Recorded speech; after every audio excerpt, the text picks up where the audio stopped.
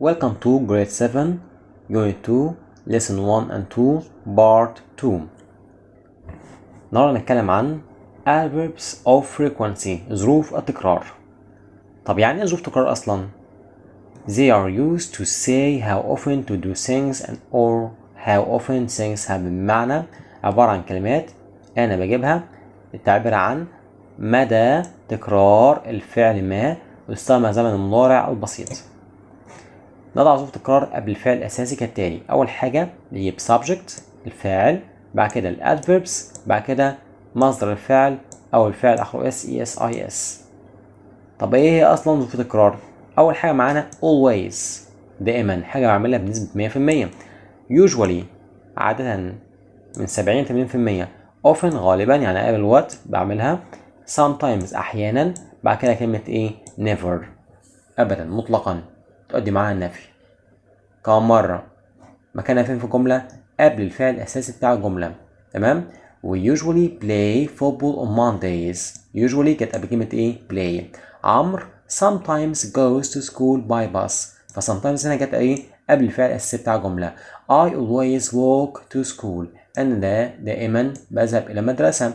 Sally never gets up late. never جت قبل كلمة إيه؟ gets.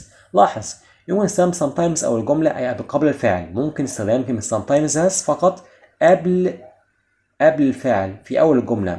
مثال sometimes we go to the library to read books. أحيانا نحن نذهب إلى المكتبة لقراءة الكتب. مع verb to be اللي هو am و is و are يتم استخدام ظروف تكرار بعد am و is و are كالتالي: فاعل subject، بعد كده am is are، بعد كده adverbs زائد الصفة. They are usually late.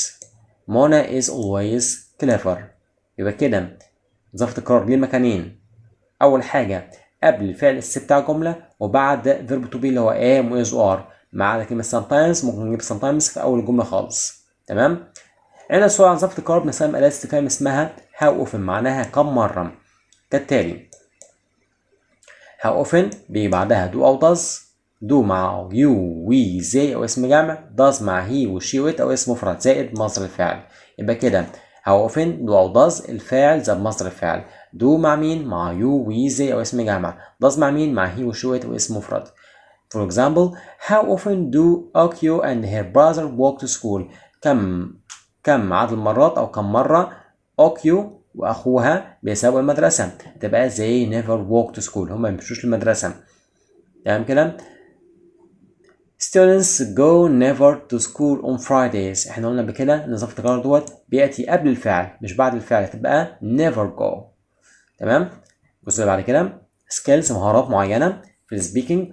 asking and answering about school and timetables. ازاي نسأل ونجاوب عن جدول مواعيد خاصة بالمدرسة. أول حاجة what's your favorite subject؟ ما هو مادتك الدراسية المفضلة؟ I like math. أنا بحب الرياضة. My favorite subject is social studies. مادتي المفضلة تكون الدراسات الاجتماعية. How many lessons do you have every day؟ كم عدد الحصص اللي أنت بتاخدها كل يوم؟ I have 7 lessons every day. لدي 7 حصص في اليوم. Are you good at math؟ هل أنت جيد في الرياضيات؟ Yes I am. نعم أنا بالفعل جيد في الرياضيات. What time is the break؟ ما الوقت التي تكون فيها الفسحة؟ It is 11 o'clock. إنها الساعة 11 الساعة 11. تمام؟ الجزء اللي بعد من كده write اكتب بشكل صحيح. How to write about your daily life. إزاي نكتب عن يوم أو حياتك اليومية. أول حاجة ببدأ اسمي my name is كذا، اسمي يكون كذا. I go to the preparatory school in مكان، اسم المكان. أنا بذهب المدرسة الإعدادي في مكان معين، مكان فلاني. I usually get up at أنا دائما بصحى الساعة، بكتب رقم الساعة. I often غالبا in the morning بفعل حاجة معينة في الصباح. مثلا I usually eat breakfast in the morning. I always after school أنا دائما فعل بعد كده بعد المدرسة. I usually فعل برضه with my friends مع أصدقائي. We sometimes go out in the evening بنعمل حاجات في المساء. I never بجيب على فعل on school days. تمام؟ الجزء اللي بعد كده example my day life حياتي اليومية. My name is باسم، اسمي يكون باسم. I always have a busy day. بمعنى أنا لدي يوم مشغول جدا. I go to preparatory school in جيزة. بذهب إلى المدرسة الإعدادي في الجيزة. I usually get up at 7 o'clock. أنا دائما بصحى الساعة أو أنا عادة بصحى الساعة 7. I wash my hands and face. أنا بغسل إيدي ووشي. Then I have my breakfast. بعد كده إيه؟ بفطر. I often walk to school in the morning. أنا في الغالب بذهب إلى المدرسة في الصباح مشيا. I go with my friends. بذهب مع أصدقائي. I have 7 lessons a day. أنا لدي 7 حصص في اليوم. I can do many activities during the break. أنا بقوم بالكثير من الأنشطة في الفسحة. When I finish school. لما أخلص مدرسة. I come back home at 2:30 p.m. بمعنى أنا بأتي للبيت الساعة كام؟ الساعة 2:30. لما خلص مدرسة الساعة كام؟ الساعة 2:30.